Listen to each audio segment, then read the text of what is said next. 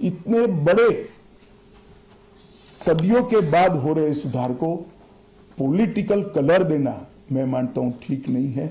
मेरे तो सभी विपक्ष के साथियों से विनती है, पॉलिटिक्स करने के ढेर सारे मुद्दे हैं, आराम से करिए पॉलिटिक्स, कोई चिंता नहीं, हम भी जवाब देंगे।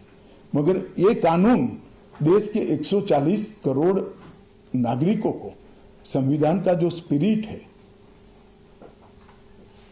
न्याय और आत्मसम्मान, वो समय पर दिलाने की एक एक्सरसाइज है। तो आप सभी लोग इसमें कोऑपरेट करिए और मैं मानता हूं कि जिसको भी कुछ कहना है, मेरा दफ्तर हमेशा खुला है, मैं अवेलेबल हूं। मिलने से पहले रोड पर जाना मैं मानता हूं ठीक नहीं है। चर्चा करनी चाहिए, कुछ भी हो बात करनी चाहिए।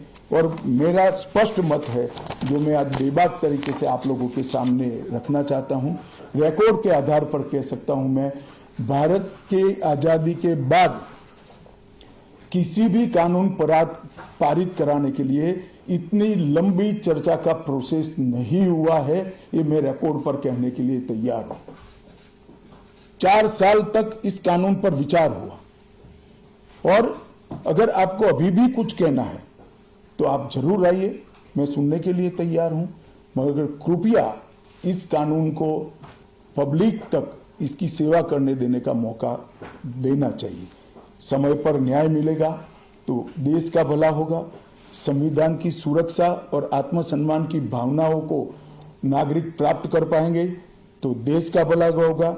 और सबसे बड़ा बदलाव है, हमने थोड़े धैर्य के साथ टीथिंग प्रॉब्लम को देश की जनता ने भी बड़े धैर्य के साथ लेकर सिस्टम को सुधारने का मौका देना चाहिए। और मैं सभी दलों से भी कहना चाहता हूं कि राजनीति से ऊपर उठकर आप इसका समर्थन करिए और जो भी सुझाव जनता के हित में है लेकर आइए, हम इस पर चर्चा करने के लिए तैयार हैं।